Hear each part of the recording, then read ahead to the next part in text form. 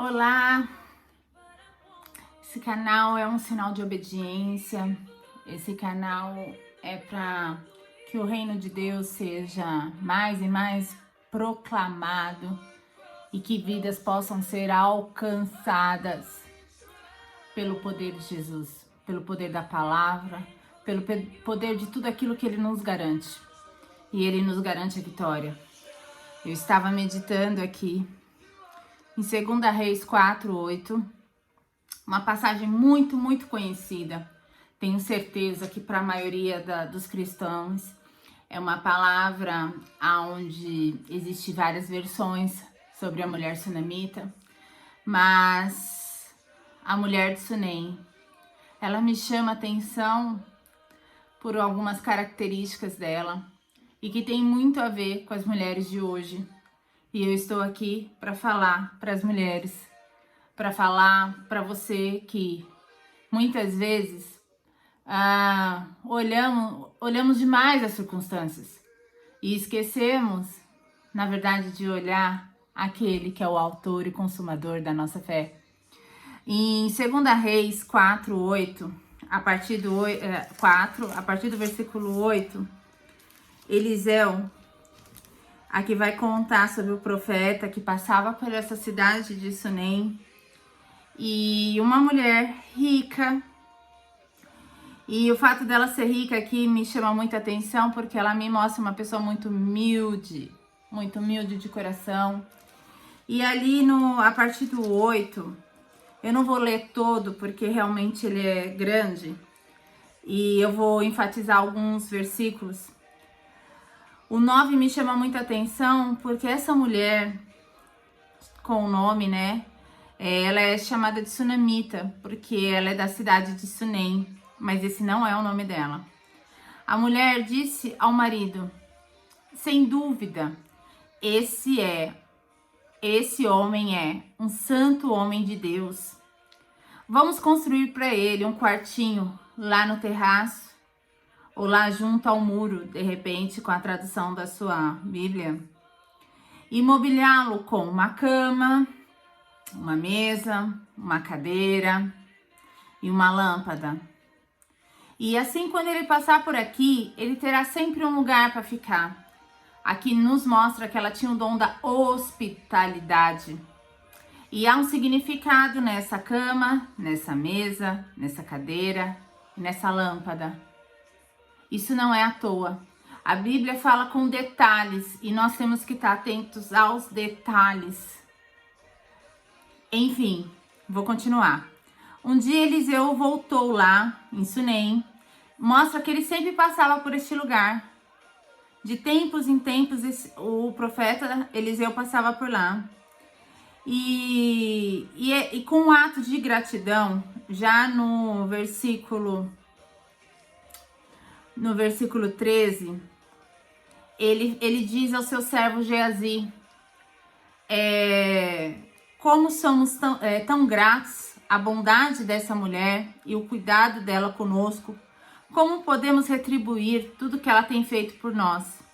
E ele ainda cita aqui: será que deveríamos falar com o rei, com o comandante do exército? E ela simplesmente diz assim: não precisa. E aí me mostra mais uma característica, porque ela não fazia as coisas para receber as coisas em troca. Ela fazia por um coração nobre. E aí, ele ainda querendo ser grato, ele querendo devolver aquele cuidado que ela tinha, porque ela preparava comida, ela dava abrigo, tanto para ele como seu servo Geazi. E aí ele pergunta de novo ao servo: mas como podemos ajudá-la? E aí o Geazi diz assim: ela não tem filhos. E aí ele fala: então vai lá e chama-a de novo. E ele chama a mulher e ela voltou e algo me diz que ela ficou parada na porta. Aqui, ó, a mulher voltou e enquanto ela estava à porta do quarto, ela não entrou no quarto, ela estava na porta. Há um segredo nessa porta, há um segredo em ela não ter entrado no quarto. E Eliseu disse assim: no ano que vem, por esta época, você estará com teu filho nos braços. E ela disse assim: não, meu senhor, não me encha de esperanças, não me encha de falsas esperanças. Detalhe, o esposo dela era idoso. E ela fala assim,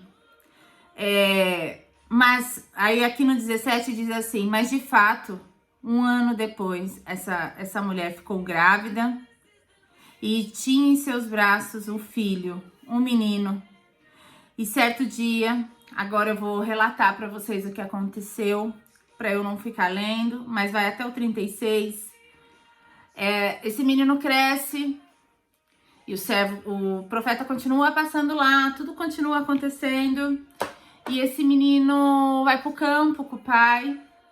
Aqui me fala que ele vai pro campo dos ceifeiros e ele tem uma dor de cabeça.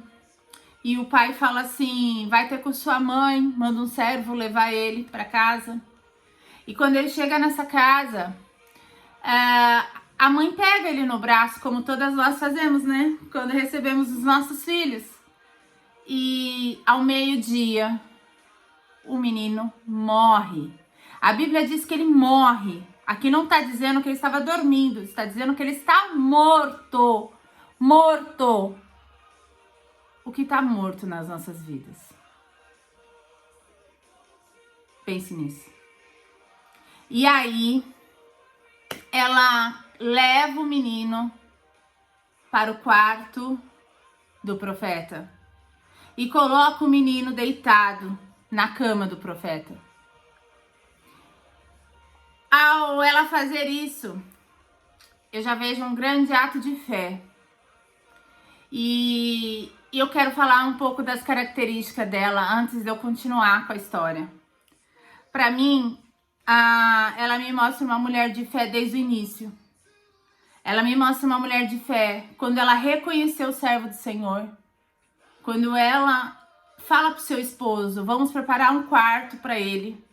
Aí me mostra a amabilidade, a sabedoria, o espírito da mulher que consegue convencer o marido aquilo que precisa. Aqui não mostra que ela brigou pro marido para construir um terraço. Não, ela não brigou. Ela conversou, ela explicou. E o marido atendeu.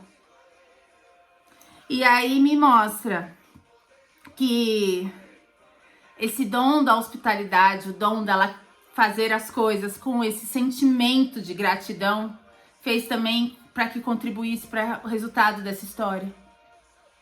Eu vejo na mulher sunamita um coração muito grato. Eu vejo nela um coração muito generoso. Eu vejo uma pessoa que faz sem esperar. E eu vejo nela, assim, ela como uma gestora do lar, uma pessoa amável, carinhosa, caridosa, mas acima de tudo, uma mulher com muita fé. Não me parecia uma mulher rixosa, não me parecia uma mulher reclamona, não me parecia, porque olha, ela fala, quando ela diz aqui no versículo, não me dê falsas esperanças, em algum momento ela deve ter tido uma esperança de ser mãe, talvez, porque já me mostra que ela era casada há algum tempo, porque o marido era idoso. Vamos refletir no texto, presta atenção. Mas não mostrou que ela era amargurada, triste, reclamona. Não. Me mostra uma mulher altiva, feliz, serva, pronta para servir. Isso é notório. E aí é muito perceptível quando ela recebe do profeta que ela teria um filho. E ela creu, mesmo com esse sentimento da falsa esperança. E ela confiou na promessa, e a promessa aconteceu. E agora eu vou falar para você. Deus realizou a promessa, né? Ele continuou, ele cumpriu o que ele tinha falado. E quando ela tá com o filho morto nos braços, ela pega o filho e leva para a cama do profeta. ela pega o filho e coloca aonde o profeta se deitava, aonde ele descansava. E ela deixa ele lá e pede para o marido uma jumenta. E o marido fala, e ela fala que vai ter com o profeta, e o marido fala assim, mas hoje não é dia de festa, que era muito comum, né, naquela época, e não era sábado. E ela fala uma coisa para ele que me chama muita atenção. Não se preocupe. É forte. E ela vai, apressada. Aqui diz que ele estava no Monte Carmelo. E aí, essa mulher chega. No caminho, o profeta diz para Geazi, né? Ele vê ela de longe, ele a vê e diz: ó, a sunamita, né? Vindo. E Geazi vai na frente perguntar como que nós podemos te ajudar. E aí ela diz assim, isso me chamou muito a atenção. O Geazi chega para ela correndo e fala assim, está tudo bem com a senhora, com o seu marido e com o seu filho? E ela diz a Geazi, está tudo bem. Aqui tem uma chave. Isso não é à toa. Quando ela diz a Geazi, está tudo bem, ela mostra para mim, mostra para você que o negócio dela não era com Geazi, porque ele era servo do profeta, ele não era o profeta. O negócio na sua vida não é comigo, não é com a sua colega do lado, muitas vezes nem com o pastor. O negócio com você é com o Altíssimo, é com o profeta. E hoje eu venho trazer o profeta Eliseu como Deus, reverenciar ele como algo supremo. Muitas vezes perdemos tempo na nossa vida procurando conselhos na rede social, com as amigas, procurando conselho no WhatsApp, procurando assim, ora pra mim, ora por mim, ora, eu tô cansada, eu não tô conseguindo, ora, minha querida, para de querer ficar falando com servos. Vai falar com o autor e consumador. Vai falar diretamente com o profeta. Vai beber água da fonte. Pura, verdadeira, rica. Essa que nunca vai faltar. Essa que vai te alimentar. E aí ela passa por Geazi. O que ela faz? Eu vou ler. Ai, Senhor, Tu és lindo, poderoso. Quando ela chegou ao homem de Deus, lá no 27, abraçou os pés do profeta. Geazi quis afastá-la ela. E o profeta Eliseu falou, não, pode deixar. E aí ela pega e fala assim, acaso eu lhe pedi um filho, meu senhor? E Eliseu disse assim, e ela pegou e falou assim, mas não lhe disse para não me dar falsas esperanças? E Eliseu disse a Geazi, prepare-se por uma viagem. Ela não precisou falar muita coisa. Ele entendeu que era grave. Só que aqui Deus é tão supremo na sua palavra, que olha isso, ó. Ele fala assim pro seu servo Geazi, prepare que vamos viajar, pegue o meu cajado, vá na frente pelo caminho e quando chegar lá na casa dela, né, coloque o meu cajado no rosto do menino. Mas a mãe do menino, ela sabia o que ela queria. Olha o que ela responde aqui no 30, preciso pôr óculos, a idade já deve ter chegado aqui. Mas a mãe do menino disse assim, tão certo como vive o Senhor, tão certo como a sua própria vida, eu não voltarei para casa. Se o Senhor não for comigo, ela não ia voltar sem o profeta. Ela não ia voltar com um servo. Ela não queria qualquer coisa. Ela não queria as migalhas da mesa. Ela queria o milagre. E aí, o que aconteceu? Geazi foi na frente, colocou o cajado sobre o menino, mas nada aconteceu. E ainda o menino não despertou. E de fato, quando Eliseu chegou, o menino estava morto. Muito forte isso. Aqui no 33, eu venho falar uma coisa. Eu imagino, quando eu falo sobre essa palavra, essa parábola, parábola não, perdão. Quando eu falo sobre essa palavra que mexe muito comigo, eu sempre falo para as pessoas, não me associe porque eu perdi um filho a essa palavra, não façam isso. Não façam isso, porque uma coisa é uma coisa, outra coisa é outra coisa. Eu falo essa palavra porque eu tô falando de uma mulher de fé. No meu caso, Jesus não ressuscitou meu filho, mas nem por isso ele deixou de ser Jesus ou do milagre acontecer. Porque se eu estou aqui hoje falando de Jesus, é porque o milagre aconteceu. E o milagre sou eu. Eu sou o milagre. A fé do Senhor se fez muito mais forte na minha vida. E o azeite dele só transborda na minha vida todos os dias. Então, assim, eu sempre falo isso, não junta um caso com o outro. Aqui eu estou falando da mulher sunamita, aonde ali havia um propósito de ressurreição. Na minha vida, o propósito de ressurreição não estava ligado ao meu filho, estava ligado a mim.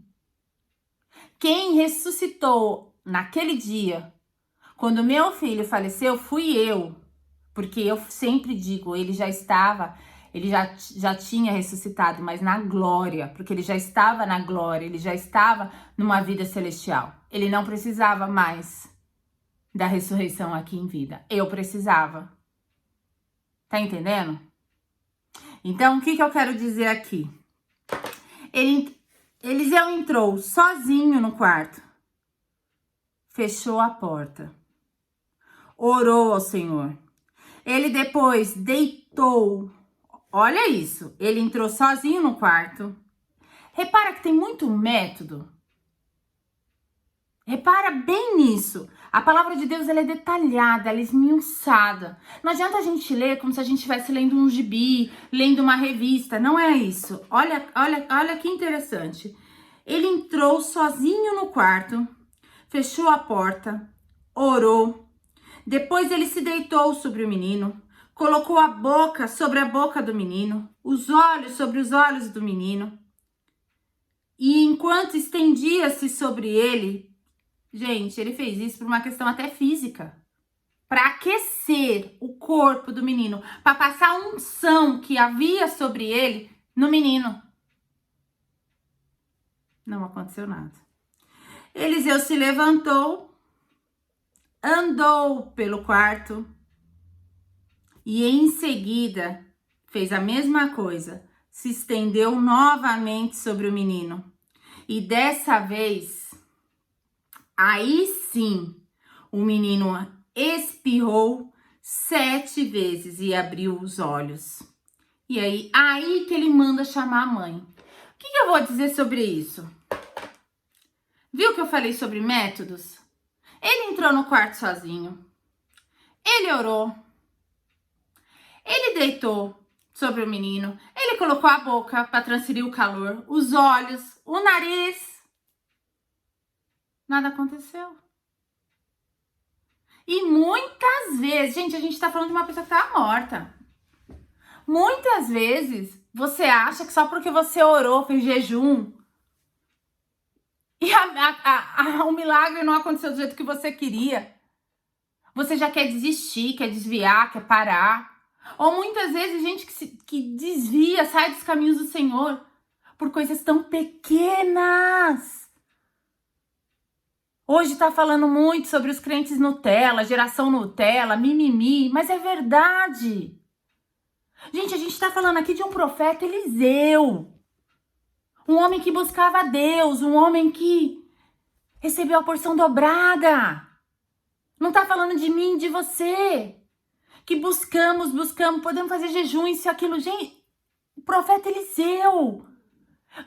O menino não podia ter ressuscitado assim que ele entrou no quarto? Podia? Lógico que podia. Ele podia chegar lá, estender as mãos. Não diz que a gente pôr a mão sobre o enfermo seria curado? O menino ressuscitar? Poderia acontecer? Poderia. Como pode acontecer hoje? Porque Deus, ele é o mesmo. Deus não mudou. Só que eu tenho uma coisa para falar aqui. Ele entrou no quarto, ele orou, ele deitou, ele levantou. Quando ele levanta e anda, o Senhor diz para mim, ele não desistiu. Ele não desistiu. Porque ele estava andando pelo quarto. Eu acredito que ele estava orando. Eu acredito que ele estava clamando. Eu acredito que ele estava reivindicando no mundo espiritual a alma daquele menino, a promessa que Deus havia feito àquela mãe. E aí ele vai lá e deita de novo. Quantas vezes você nem voltou para terminar a sua oração? Quantas vezes aquilo que você prometeu para Deus, você largou pela metade? Quantas vezes as campanhas que você começou, você largou? Quantas vezes você desistiu até mesmo da sua faculdade? Você desistiu da sua profissão?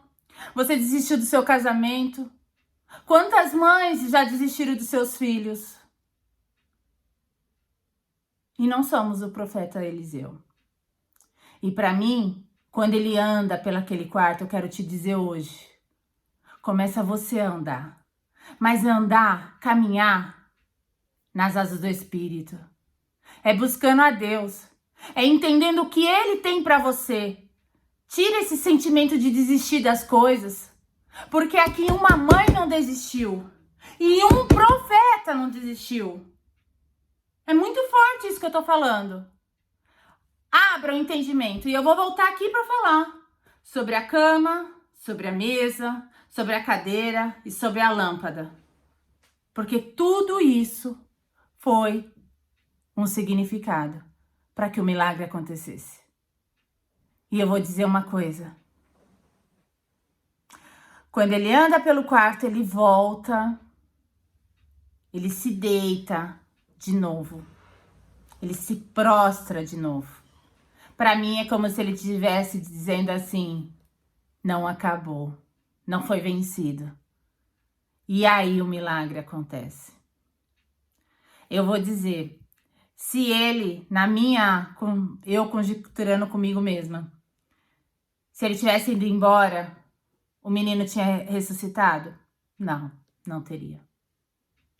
E outra coisa, quando eu entro dentro dessa história, e isso eu posso falar para vocês, eu sei, eu imagino, tinha uma mãe de joelhos, prostrada na porta do lado de fora.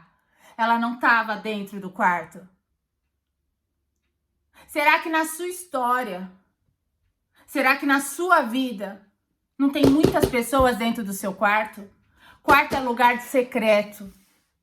Quarto é lugar de intimidade. É lugar onde a gente tira as nossas vestes. E o Senhor fala que é lá que a gente tem que buscar a Deus. Vá para o teu quarto, fecha a porta e fala em secreto com o seu Deus. E Ele te ouve. O profeta estava em secreto no quarto com o menino. E eu vou dizer, a mãe, a genitora, estava na porta. Do lado de fora. Tenho certeza que prostrada, chorando, orando, pedindo, clamando. E o Senhor respondeu. E aqui no 36, Eliseu chamou Geazi e disse a ele, chame Sunamita. Geazi não estava no quarto. Se Geazi estivesse no quarto, ele não precisava chamar, ele só falava assim, chama Sunamita. É muito forte aqui. Aí ela vem, entra no quarto e Eliseu disse, aqui está o seu filho. E ela sai e ela cai aos pés do profeta e agradece. Pega seu filho e vai. É forte, é real, é verdadeiro. O Deus que operou na vida do Sunamita continua operando na minha e na sua vida. Esse Deus não vai parar. Esse Deus não mudou. Ele é o mesmo. Desde que nós também busquemos Ele como ela buscava, como o profeta buscava. Ela me mostra uma mulher de extrema fé.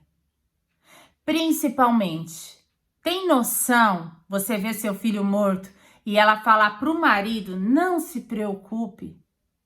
Não se preocupe, é forte, hein? Não se preocupe. Por muito menos a gente fica descabelada. Mas muito menos.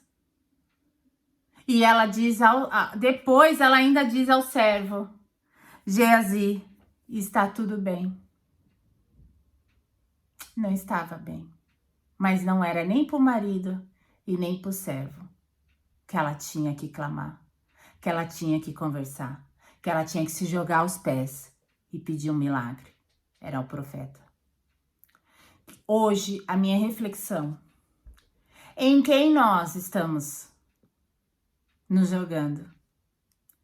Tem pessoas que na rede social, Facebook, expondo a vida, falando tudo que acha que deve. Tem pessoas que ligam o 0800 da oração. Tem pessoas que não conhecem Jesus. A quem nós temos clamado? A quem nós temos na hora do desespero? Na hora que não tem solução. E é na hora que não tem solução, porque aqui eu tô falando de um menino morto. Eu tô falando aqui a hora do impossível. A hora que abre a despensa e não tem nada. A hora que o dinheiro não dá. A hora da doença sem cura. A hora da infertilidade. É nessa hora. Não é na hora ainda que dá para se socorrer no banco com cheque especial. Não é nessa hora. É na hora onde todas as alternativas já não existem mais. Você joga-se no pé do profeta? É na beirada da sua cama que você vai? É no secreto? É com o papai que você fala? Eu deixo aqui hoje essa reflexão. E eu peço que o Senhor Jesus visite a vida de todas as pessoas que vão assistir e ouvir esse vídeo, trazendo reflexão, amadurecimento, que o Senhor possa vir com cura, que o Senhor possa trazer libertação, que os anjos ministradores visitem as pessoas que estão me ouvindo, não importa a distância, porque para o nosso Deus não há perto, não há longe. Ele é um Deus onipresente, onisciente e onipotente. E que Deus possa trazer ressurreição em todas as áreas da sua vida. Que o Senhor traga cura. Que o Senhor te traga entendimento. E que você saiba quem recorrer na hora do impossível. Que você não fique perambulando de um lado ao outro, aonde você não vai ter solução. A sua solução não está na cartomante, na magia, no encantamento. A sua solução só está em um lugar. E esse lugar se chama Jesus Cristo de Nazaré. Que ele foi morto. Ao terceiro dia ele ressuscitou. E ele é vivo para todo sempre. Amém. Obrigada. Deus abençoe.